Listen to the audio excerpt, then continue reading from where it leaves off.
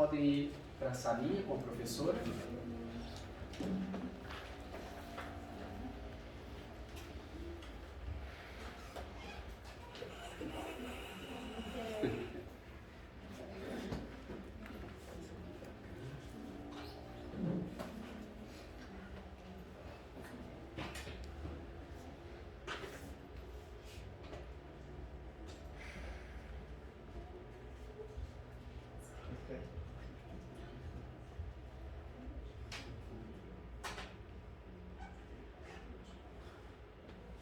Mais uma vez, boa noite. Costumo repetir quando vai reger e quando vai pregar. Essa mensagem que eu vou pregar hoje, ela demandou bastante tempo. E um dos grandes desafios quando a gente vai pregar ou quando a gente vai elaborar uma mensagem é não colocar tudo que você vê. Às vezes você quer colocar tudo, encaixar lá dentro, mas o tempo não permite. E eu até tenho um pouco de receio que essa mensagem eu tenho que dividi-la em duas, mas eu vou tentar fazê-la com que ela caiba nessa quinta-feira, até porque os visitantes, alguns deles não estarão na próxima quinta, então vou fazer um esforço. Antes, quero orar e pedir as bênçãos do Senhor mais uma vez. Senhor, nós estamos em Tua presença e queremos agradecer, porque o Senhor nos amou, o Senhor nos ama, o Senhor enviou o Seu Filho para morrer no nosso lugar. Peço que o Senhor esteja me ajudando a levar a mensagem da Tua Palavra da melhor forma possível, que Teu Espírito Santo trabalhe no meu coração e no coração de cada um dos ouvintes aqui nessa noite. Peço que o Senhor esteja abençoando não somente a mensagem, mas cada família aqui presente. Eu te louvo e agradeço por tudo em nome de Jesus. Amém. Eu, voltando para 2012, 14 de abril de 2012, às 9h43 da noite, se não me falha a memória. 14 de abril de 2012, às 9h43, às 21h43, nasceu a minha primeira filha. E foi uma emoção muito grande. Foi algo maravilhoso. Era meu sonho me tornar pai. E ver aquele serzinho, ela era tão pequenininha que eu pegava ela aqui assim, ó. E a cabeça dela terminava aqui. Ela era muito miudinha quando nasceu. E acompanhar o crescimento dela foi maravilhoso também. Tudo que ela passou, tudo que nós passamos juntos, claro, a Nicole veio depois acompanhar o crescimento, mas a Chloe com 9 anos, quem tem filhos com 9 anos sabe disso, né? Quem tem filhos mais velhos, voltando na memória quando eles nasceram e tudo. Então, nesses 9 anos de vida, muita coisa aconteceu. Eu vi a minha filha amadurecer em algumas áreas, através do ensino, através de tudo que a gente tem feito, através da disciplina, castigo, né, ensinamentos, muitas coisas aconteceram na vida da minha filha e eu fico muito feliz com algumas coisas que às vezes ela faz e fala, às vezes ela, como eu já falei em outras mensagens, já falou coisas que me deixaram triste, não para mim, mas é uma criança muito amorosa, porque a gente procura dar muito amor para ela. Mas o ponto hoje da mensagem não é a minha filha, não é a minha família. E eu acredito que vocês suspeitam do que eu vou falar aqui, baseado nessa imagem. A vida cristã começa com o crescimento. A vida cristã começa com o nascimento, com o nascimento. Ao receber a Cristo, nós nascemos de novo. João 12:13. Mas a todos quantos o receberam, deu-lhes o poder de serem feitos filhos de Deus, a saber aos que creem no seu nome, os quais não nasceram do sangue, nem da vontade da carne, nem da vontade do homem, mas de Deus. Talvez, acho meio difícil por quem está aqui, mas talvez alguém tivesse uma dúvida na mente e pensasse assim, tá, mas então eu vou ter que nascer de novo? Como é que funciona isso? Essa foi a dúvida que passou pela cabeça de Nicodemos quando ele foi falar com Cristo. João 3, de 1 a 7. Abra sua Bíblia lá, João 3, de 1 a 7. Esse não é o texto principal, mas é um pontapé inicial. João 3, de 1 a 7.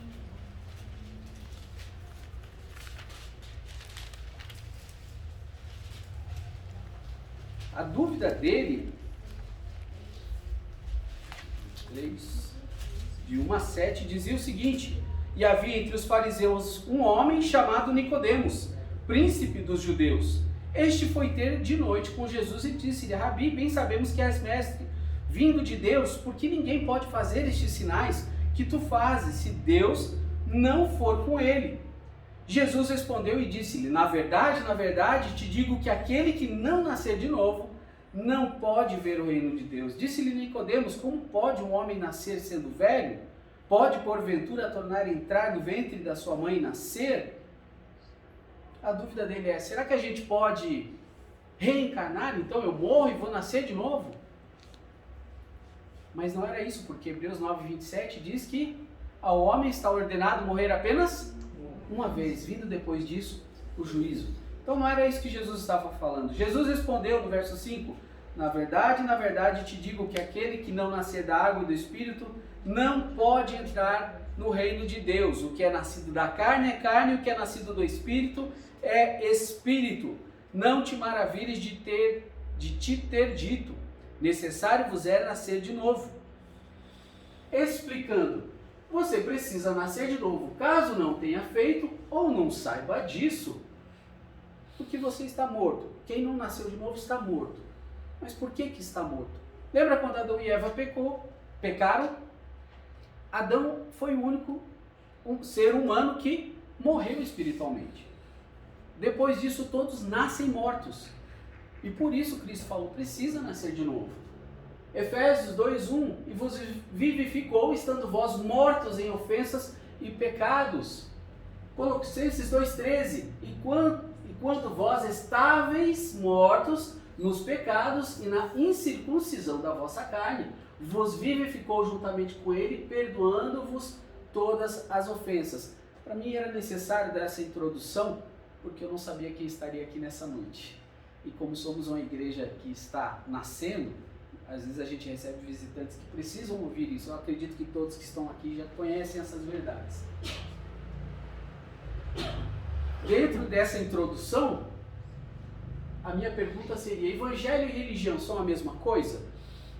Acredito que todos sabem que não, porque o evangelho, porque não me envergonho do evangelho de Cristo, pois é o poder de Deus para a salvação de todo aquele que crê, primeiro do judeu e também do grego, Romanos 1,16. A religião pura e imaculada para com Deus e Pai é esta: visitar os órfãos e as viúvas nas suas tribulações e guardar-se da corrupção do mundo. Tiago 1,27, ou seja, uma coisa não tem nada a ver com a outra.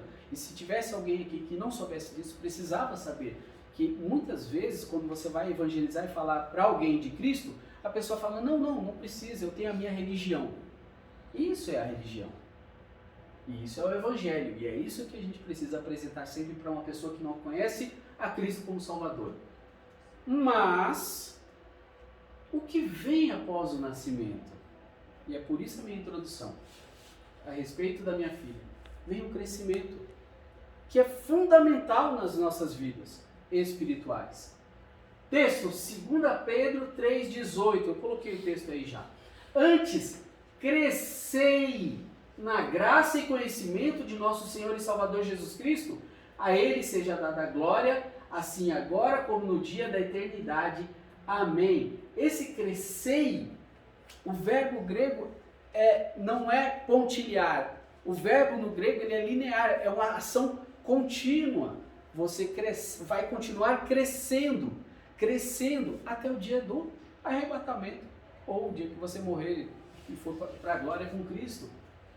O que significa então crescer na graça? Primeiramente, o que não é crescer? Tornar-se mais salvo do que no dia da conversão. 1 João 5,13.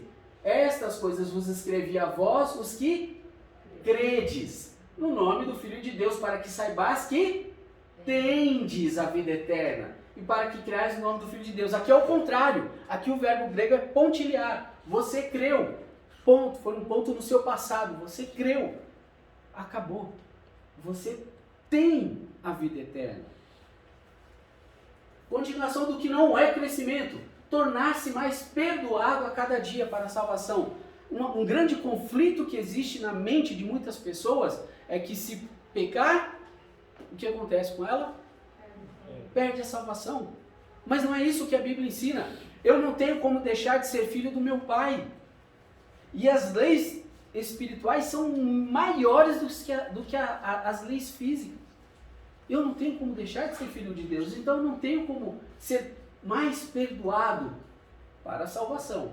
O qual nos tirou da potestade das trevas e nos transportou para o reino do Filho do seu amor, em quem temos a redenção pelo seu sangue, a saber, a remissão dos pecados. Nós temos essa remissão. Ponto final. Aquele que crê em Cristo tem a redenção. Só uma coisa. Efésios 4,30, eu não coloquei ali, mas não saia da vossa boca nenhuma palavra torpe. Esse é o 31. Fugiu da minha mente. É um versículo que eu memorizei há muito tempo atrás e fugiu agora. No qual fosse selado para o dia da redenção. A primeira parte do versículo me fugiu da mente. Deixa eu abrir lá. Efésios 4,30. Confiei na minha mente agora, eu só coloquei a referência. E não entristeçais o Espírito Santo de Deus, no qual foste selados para o dia da redenção. Exato. A mente da gente prega a peça na gente, né? Estou ficando velho. Mas vindo Cristo, sumo sacerdote dos bens futuros, por um maior e um mais perfeito tabernáculo, não feito por mãos, isto é, não desta criação, nem por sangue de bodes e bezerros, mas por seu próprio sangue. Entrou uma vez no santuário, havendo efetuado uma eterna redenção. Uma vez salvo, sempre salvo. Às vezes, Hebreus vai falar sobre isso. Tem coisas que às vezes a gente faz na nossa vida que a sensação é que você perdeu a sua salvação. E muitas pessoas ficam atormentadas por conta disso. E hoje eu falo isso porque até está sendo gravado e vai ser colocado no YouTube. E é importante que as pessoas saibam que mesmo que elas pequem, elas foram perdoadas para a salvação. Não pode confundir com um perdão paternal. 1 João 1,9. Se confessarmos os nossos pecados, Ele é fiel e justo para nos perdoar os pecados e nos purificar. Isso é salvação? Não. Isso é um perdão paternal. Qual foi o pai que nunca se desentendeu com o filho? O filho fez algo muito errado, entristeceu o pai ou a mãe, claro. E aí quebrou aquela comunhão. Deixou o pai e a mãe aborrecidos. A minha mãe uma vez ficou, acho que uma semana sem falar comigo. Mas eu não era mal educado, eu era arteiro. É diferente. Eu não falava palavrão, assim, não brigava com ela, não era insolente. Mas eu era muito arteiro. Ela ficou uma semana. Ou semana difícil aquela. Porque eu queria muito que ela falasse comigo. Eu falava, mãe, não sei o que. Ela tá ali. E nem olhava para mim. É isso que acontece. Às vezes a gente ofende a Deus. Deus sabe de tudo, sabe. Mas Ele quer que você reconheça o seu pecado. Ele quer que você amadureça. Ele quer que você cresça espiritualmente. E nós como pais e mães sabemos disso, que é complicado e dá trabalho, não dá? Educar um filho, ensinar os caminhos certos para ele, ensinar a palavra de Deus, dá trabalho. Não é fácil.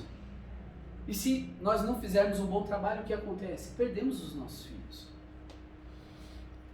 Tornar-se, o que não é também, né? Tornar-se mais justificado conforme os anos passam.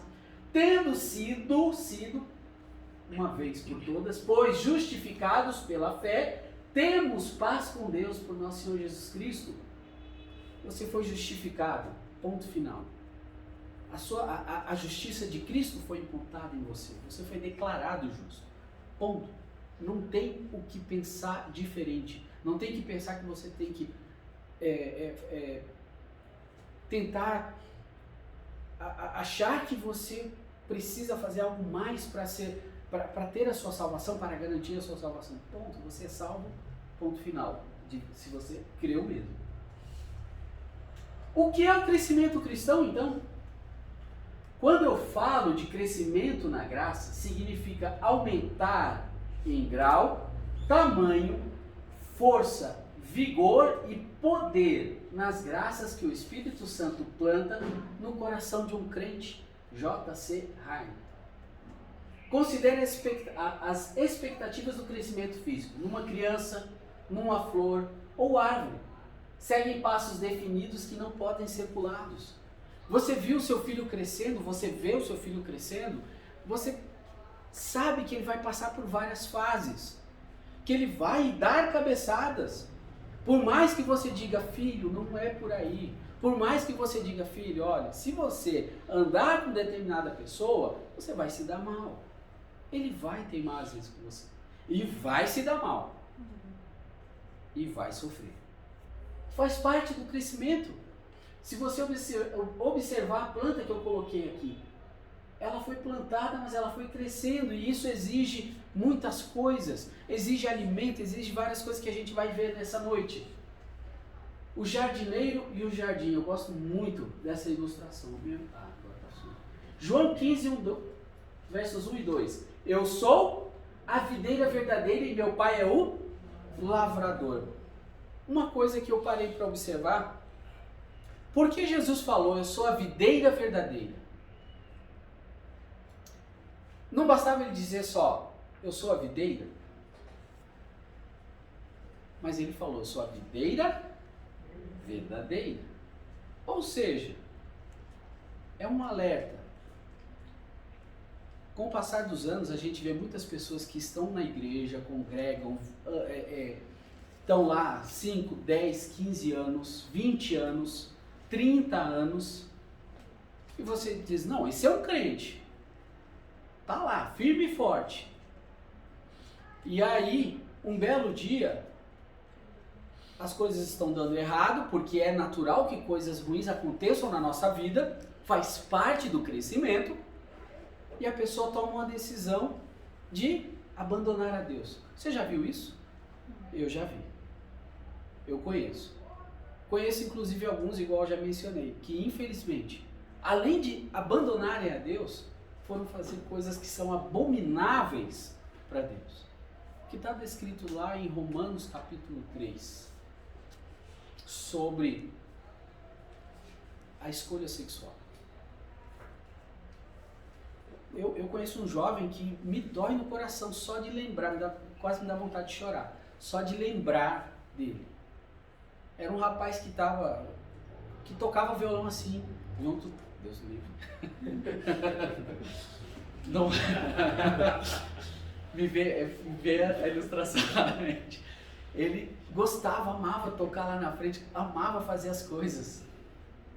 E um belo dia, casou, teve 3 filhos ou 4, não lembro agora. Separou e hoje está junto com outro homem. É o que acontece. Será que ele está na videira verdadeira? É um ponto de interrogação. Pode ser que estava, vai depender de quanto tempo ele vai continuar vivo. Toda vara em mim que não dá fruto, atira. Aqui não está aparecendo muito, eu coloquei em negrito. 1 João 5,16, eu coloquei no meio do versículo.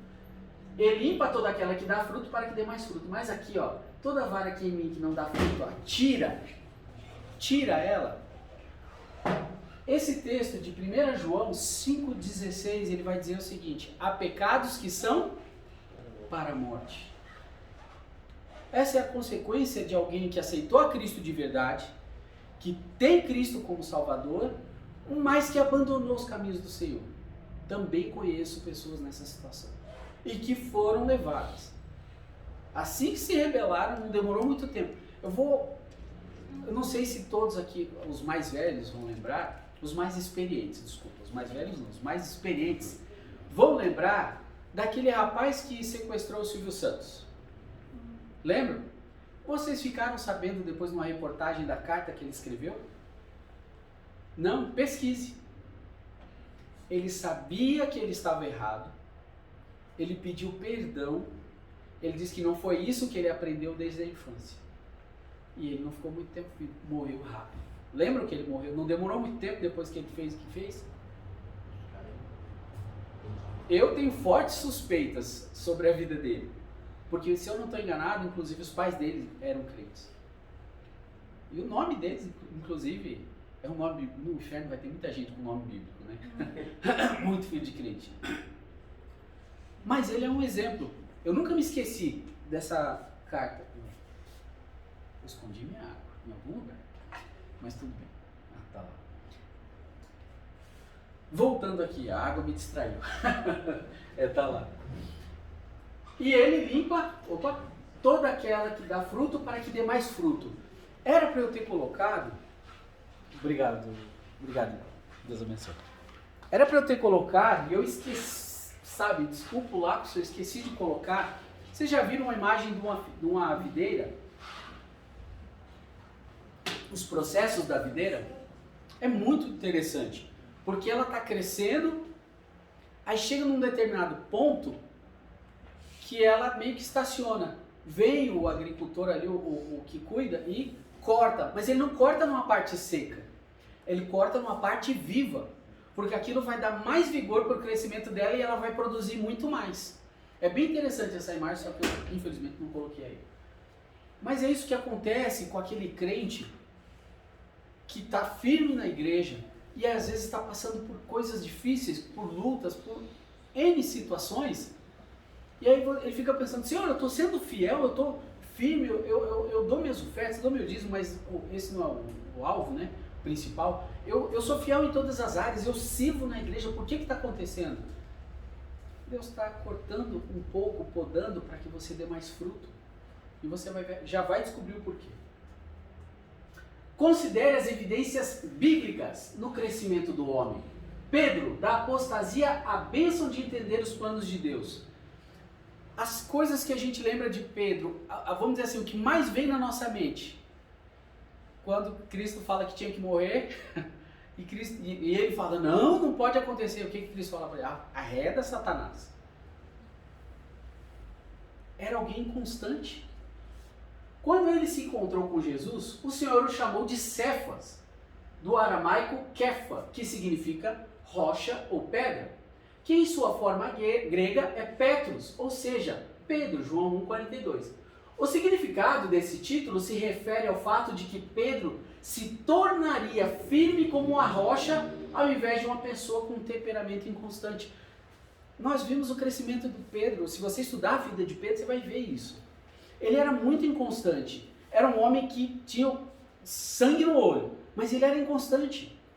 Tanto que ele fala aquilo, Jesus fala, arreda Satanás, ele vai, é o que tem coragem de entrar no mar, diz, Senhor, deixa eu ir aí pegar no Senhor, então se é o Senhor, deixa eu ir. Mas quando ele vê olha a inconstância de Pedro, quando ele vê as ondas, o que acontece? Afunda. E aí ele já pede socorro. Passam-se alguns anos. Não, antes. Passa pouco tempo. Pedro nega Jesus. Chora copiosamente. Jesus vem, trata com ele, restaura ele. Como a gente vê Pedro depois? Pregando lá em Atos, ganhando 3.000 almas. Logo no começo. Um homem que negou a Cristo. Pouco tempo antes. E depois você vê Pedro crescendo ainda, mas ainda errando. Primeiro ele aprende que os gentios também entrariam no corpo de Cristo, que seriam filhos de Deus, que eles não eram rejeitados por Deus. Mas depois o que ele faz lá em Gálatas, o pastor pregou recentemente, o que ele faz em Gálatas? Ele começa a rejeitar os gentios. Lembra disso quando o pastor pregou? Ele rejeita os gentios e Paulo tem que vir resistir face a face. Mas aí você vai lá para 1 Pedro, 2 Pedro, e você vê um outro homem. Percebe? É crescimento. Todos vamos passar por isso. Todos. Os apóstolos passaram e todos nós vamos. Paulo, da estrada de Damasco a Roma. Paulo, que era um perseguidor da igreja, Quando ele vê Cristo lá, o que acontece? Ele não sabe nem o que fazer. Ele só segue as orientações. Vai até tal lugar que você vai ter seus olhos abertos por fulano, que eu não lembro agora do nome dele. Ananias, isso. Depois você vê um homem crescendo. Aí você chega num ponto da vida de Paulo, onde o que acontece quando ele estava numa das viagens missionárias? Ele briga com Barnabé. Aí você pensa, peraí, um homem que está escrevendo a Bíblia brigou com outro que era o parceiro dele. E que eram muito unidos, porque eles não concordaram numa coisa. E eram homens extremamente usados por Deus. Deus usou aquilo? Usou. Porém, eu não acredito que Deus queria que eles brigassem. Deus tem o plano perfeito dele para cada um de nós. Mas, Deus usou aquela situação. E depois, mais na frente, a gente vai ver que eles se reconciliaram. Mas Paulo teve que crescer espiritualmente também, teve que aprender lições. Como cada um de nós. João, de filho do trovão, é discípulo do amor. Lembra lá da situação quando ele e o irmão dele chega, Jesus vai entrar lá e os samaritanos não querem deixar ele entrar? E aí ele, Senhor, quer que a gente faça como Elias, chame fogo do céu para queimar eles? Aí Jesus, não, peraí, não é assim não, rapaz. Era um homem tempestuoso. Aí você vai ler o Evangelho e depois se você vai ler as epístolas de João, olha como ele era outra pessoa. É o apóstolo do amor, conhecido como o apóstolo do amor. E é até como ele tratava filhinhos. Não é bom que vocês façam as coisas dessa forma. Crescimento. Eles passaram por isso. Eu e você não vamos passar por tantas dificuldades, por tantas lutas, porque é para o nosso bem. Quais as evidências de crescimento? Um aumento de amor. E o Senhor vos aumente e faça crescer em amor uns para com os outros e para com todos, como também o fazemos para convosco. 1 Tessalonicenses 3,12.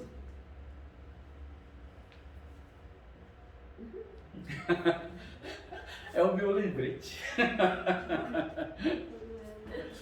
Quanto, porém, ao amor fraternal, não necessitais de que vos escreva, visto que vós mesmos estáis instruídos por Deus que vos ameis uns aos outros, porque também já assim o fazeis para com todos os irmãos que estão por toda a Macedônia. Exortamo-vos, porém, a que ainda nisto aumenteis cada vez mais.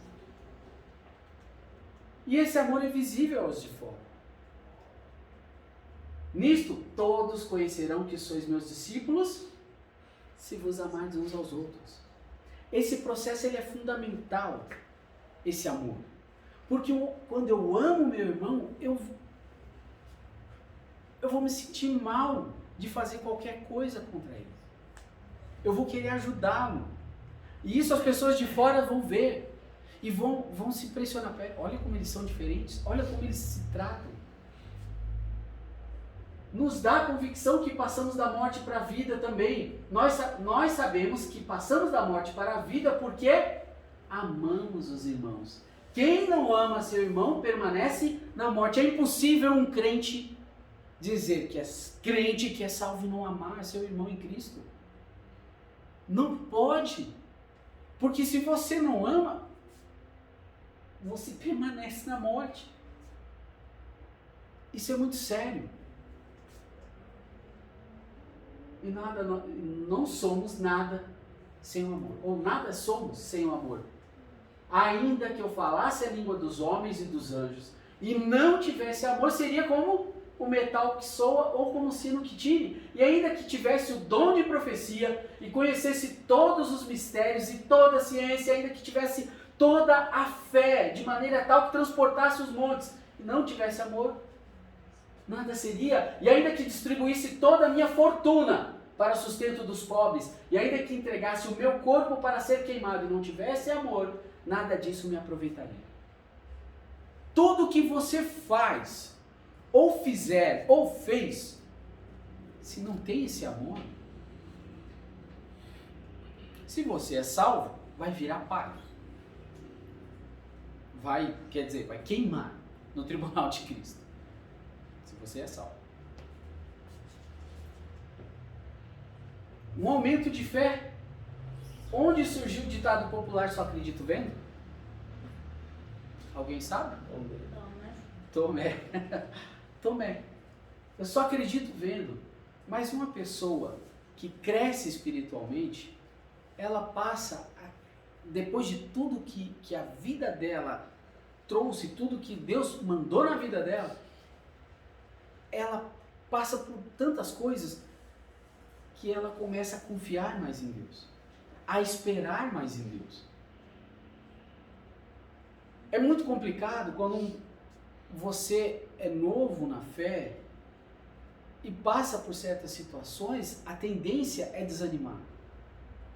Mas essas tribulações vão te dar fortalecimento e crescimento e vão aumentar a sua fé. E isso vai te trazer uma nova perspectiva de vida. Hebreus 11:1. A fé é o firme fundamento das coisas que se esperam e a convicção de fatos que a gente não vê, que se não vê. Você confia, simplesmente confia. É uma fé cega? Não, não é cega. Mas você entende que você tem um pai que te ama. Você entende que esse pai que te ama está permitindo que aconteçam coisas na sua vida. Ou ele não está trazendo aquilo que você gostaria, não está te dando aquilo que você gostaria. Mas você aprende a esperar. A maioria de nós ainda está no jardim de infância nesse aspecto. Olha o servo de Eliseu lá, eu coloquei aqui o texto, 2 Reis. Aqui é quando o rei da Síria manda, ele estava tentando o tempo todo pegar o rei de Israel. E aí Eliseu falava sempre, olha, não vai por lá porque o rei vai te pegar lá. Não vai por ali que o rei vai te pegar ali. E aí o rei fica indignado e pergunta, o que está acontecendo? Quem de dentro de nós é por eles? É pelo rei de Israel. Aí eles falam, não é nenhum de nós, é o profeta Eliseu. E aí ele manda um exército para pegar o profeta. Aí acontece isso. E ele disse, vai e vê onde ele está, para que envie e mande trazê-lo. E fizeram-lhe saber, dizendo, eis que ele está em Dotã. Eliseu está em Dotã. Então enviou para lá cavalos e carros e um grande exército, os quais chegaram de noite e cercaram a cidade. E o servo do homem de Deus se levantou muito cedo e saiu. E eis que um exército tinha cercado a cidade com cavalos e carros. Então o servo lhe disse, ai meu senhor, que faremos? Quantas vezes você viu a coisa ficar feia para o seu lado e você, ai meu senhor, o que eu vou fazer? Perdi o emprego. Olha as contas. Como é que eu vou pôr comida em casa? E ele disse, não temos, porque mais são os que estão conosco do que estão com eles. E orou Eliseu e disse, Senhor, peço-te que lhe abra os olhos para que veja. E o Senhor abriu os olhos do moço e viu. E eis que o monte estava cheio de cavalos e carros de fogo em redor de Eliseu. Às vezes você não está vendo, mas Deus já mandou aquilo que o livramento, já mandou aquela oferta, já mandou uma cesta básica, o que você precisa. Às vezes Ele não vai mandar na hora que você quer, é no tempo dele. Você não está vendo o que está acontecendo, nós não estamos vendo o que está acontecendo agora no mundo espiritual. Mas você acha que não está tendo uma guerra? Por quê? Porque Satanás não quer que a gente cresça. Ele quer que a gente fique estagnado. Ele quer que você fique preso. Lembra da mensagem de quinta-feira passada? Foi de quinta, se eu não estou enganado. Mas as crianças normalmente são um exemplo de fé. Porque elas, além de serem inocentes, confiam sem duvidar. Mateus 18, de 1 a 4. Naquela mesma hora chegaram os discípulos ao pé de Jesus, dizendo, quem é o maior no reino dos céus? E Jesus, chamando o menino, o pôs no meio deles. E disse, em verdade vos digo que, se não vos converterdes e não vos fizerdes como meninos, de modo algum entrareis no reino dos céus. Portanto, aquele que se tornar humilde como este menino, esse é o maior no reino dos céus. Se eu pedir para minha filha, qualquer uma das duas, subir ali, eu chegar um pouco perto, ou dizer para ficar atrás dela e dizer, Chloe ou Nicole, se joga para trás. O papai está aqui para ti. Elas se jogam. Elas confiam em mim. Até porque eu nunca brinquei de deixar elas se machucarem ou fazer que ajudar e não ajudar. Até para sempre manter a confiança delas. Mas elas confiam. É uma confiança inocente. É uma confiança que não duvida. É isso que ele está falando. Uma criança não duvida. Ela crê. Se você falar para ela que isso aqui é isso, ela vai acreditar. Eu lembro de uma vez, um amiguinho do meu irmão, acho que ele devia ter uns 4 anos de idade. Ele tinha 6 e o irmãozinho dele tinha 3. O irmãozinho dele. Aí eles estavam no chão, vendo formigas passar, andando. Aí ele falou, fulano, o mais velho falou pro mais novo, daqui a pouquinho elas vão criar asa e vão sair voando.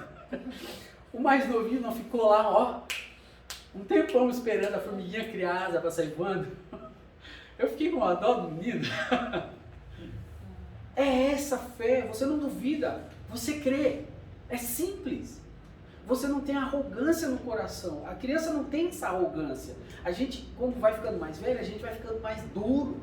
Mas, sabe, só acredito vendo. Eu só acredito se tiver aqui. Se eu tocar, se eu não tocar, eu não acredito.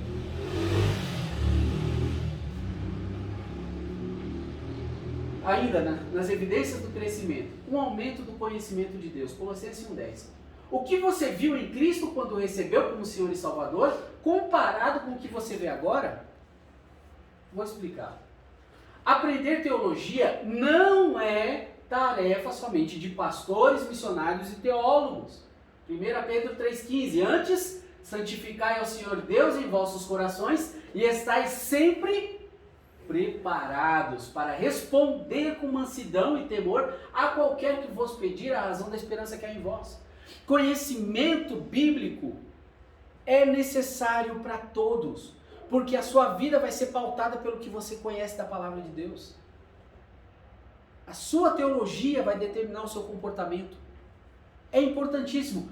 Quando você aceitou Cristo, lembra que eu mencionei que eu não sabia nem o que era Oxalá? Oxalá estava achando que era um negócio dos deuses africanos, mas na realidade é só uma expressão bíblica. Eu aprendi. Eu tive que aprender.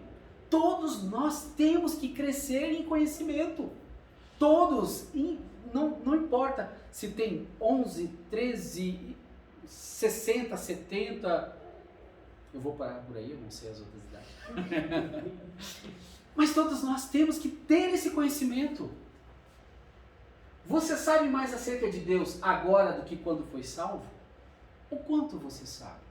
Lembra que eu mencionei a minha mãe, que eu disse, mãe, a senhora precisa estudar a Bíblia, não só ler. Ela amava ler, ela lia muito, mas ela não estudava. Eu dizia, mãe, a senhora precisa estudar. E vira e mexe, ela me ligava. Filho, ela me chamava de Bi. Bi, e isso? Por que é assim? Um pastor tal falou tal coisa. Eu disse, mãe, mas isso é básico. Isso era para a senhora saber há tanto tempo. Mãe. Hoje ela sabe muito mais do que eu, porque ela está com Cristo. Mas é necessário o crescimento. Você não pode se achar velho demais para aprender. A gente sempre vai aprender. Quando estivermos no céu, nós vamos aprender tanta coisa. Eu sonho com esse dia, meio sim. Um maior desejo por santidade de vida. Alguém sabe o que é mitra? Acho que sabe, tente. Tirando o pastor, o senhor não pode levantar a mão. Eu não sei até, talvez os mais velhos, mas sabe o que é mitra? Sabe o que é mitra? E a mitra porás sobre a sua cabeça, a coroa da santidade porás sobre a mitra. Vai pegando. Êxodo 29:6. Fizeram também de ouro puro a lâmina da coroa de santidade, e nela escreveram o escrito como de gravura de selo: santidade ao Senhor. Ainda está a interrogação que é mitra? Isso é mitra. Aqui eu acho que não vai dar para vocês lerem, mas eu vou ler para vocês. Era uma espécie, aqui olha, é o turbante. Era uma espécie de turbante que possuía uma lâmina de ouro com as palavras santidade ao Senhor, que proclamava que a santidade é indispensável para prestar culto a Deus. Santidade. Aonde foi colocada a plaquinha? Aqui, para todo mundo ver. Todos tinham que ver que aquele homem, ali o sacerdote, ele era alguém que pertencia a Deus e que estava servindo a Deus. Isso me traz Romanos 12, 1, que fala para nós oferecer o nosso corpo por sacrifício vivo, santo e agradável a Deus, que é o vosso culto racional. Aonde quer que você vá, essa santidade tem que refletir na sua vida, nas pessoas. Aonde quer que você esteja, essa santidade tem que ser vista por todos. Nós temos que evidenciar isso com as nossas vidas. É importantíssimo. É indispensável para prestar culto a Deus. Às vezes, tem pessoas que fazem de tudo aí fora, aí depois vêm para a igreja. Acha que Deus vai aceitar o culto? Acha que Deus vai receber? Não brinque com Deus. Não brinque com a santidade de Deus. Quais os meios que Deus usa para nos ajudar a crescer? Pastora, eu vou ter que anotar em algum lugar. 8h30 que é o fim, pastor?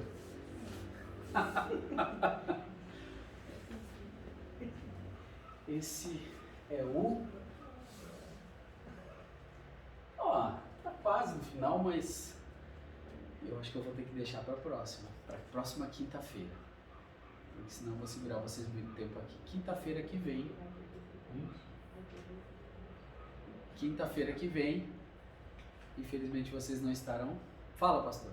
Quantos mais minutos precisa, ué? Depende do... Pastor, eu falo muito. Eu estou no slide 26 e são 33. 25, são 33. Preciso mais duas quintas-feiras. Não, na próxima eu termino.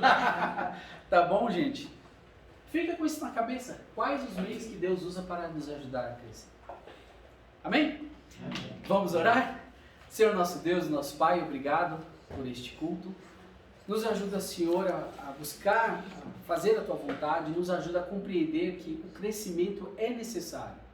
Nós não podemos ficar atrofiados, Senhor. Precisamos crescer espiritualmente. Precisamos permitir que o Senhor trabalhe em nossas vidas. Ajuda cada um que está aqui presente a crescer. Ajuda cada um aqui a vencer suas lutas, a ter fé, a confiar e a demonstrar amor, a demonstrar mais fé, a demonstrar uma santidade que o Senhor é merecedor e digno. Abençoa, Senhor, o retorno para os nossos lares. Obrigado pela visita dos irmãos aqui nesta noite. Foi muito bom conhecê-los e vê-los aqui. Abençoa, Senhor, a viagem deles de volta também. Eu te louvo e agradeço por tudo em nome de Cristo. Amém. Amém.